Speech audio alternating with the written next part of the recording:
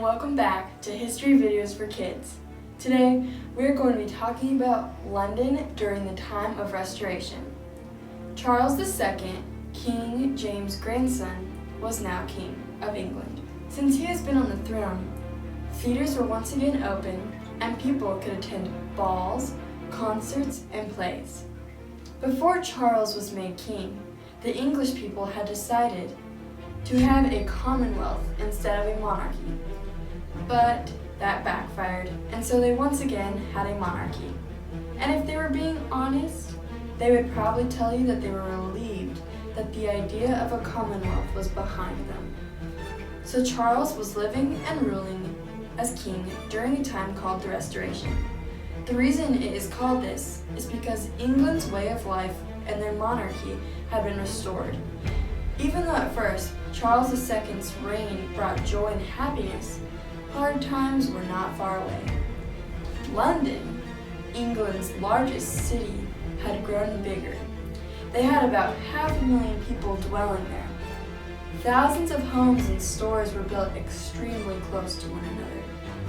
As you can probably imagine, a city with that many people was not easy to keep clean and sterile. Everything was covered in germs. Their water wasn't very clean, their sewers were clogged, and trash was thrown carelessly all throughout the streets. The poor families of London would crowd into a house with 2 or more other unfortunate families. Rumors began to spread throughout the city saying that people had died on the outskirts of London from a plague. This plague was called the Black Death. The people of London had seen the disease and death this horrible plague caused, but their nasty streets were the perfect place for the plague to grow and spread.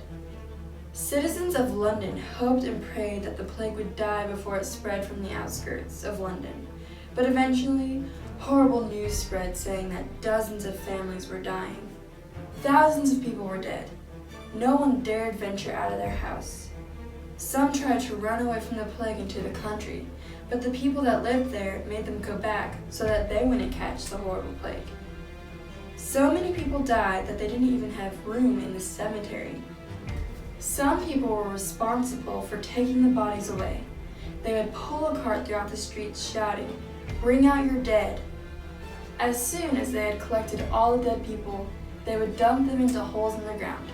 The era that the people of England were living in was one before people knew that the disease was spread from fleas and rats. They thought that animals might have something to do with it, but unfortunately, they didn't think of the right animal. The mayor made an order that all cats and dogs were to be put to death. 1 year and 200,000 deaths later, the plague finally died away.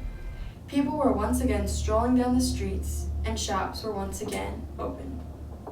6 short months later, in 1666, a baker was busy at work when a coal from the fire fell out unbeknownst to the baker. The floor caught on fire, and in hardly any time, the bakery was just a pile of ashes, and the fire was rapidly spreading. The mayor was awakened, but was not worried. The fire sped quicker than a fire normally would, because the houses were so dry and built closely to one another. Not too far from where the fire began, a house filled with tar caught on fire, and the tar exploded. The fire raged on for 3 days, and then it ceased. A man named John Evelyn wrote, "London was, but is no more." Well, that wraps up our presentation on the Restoration. See you next time.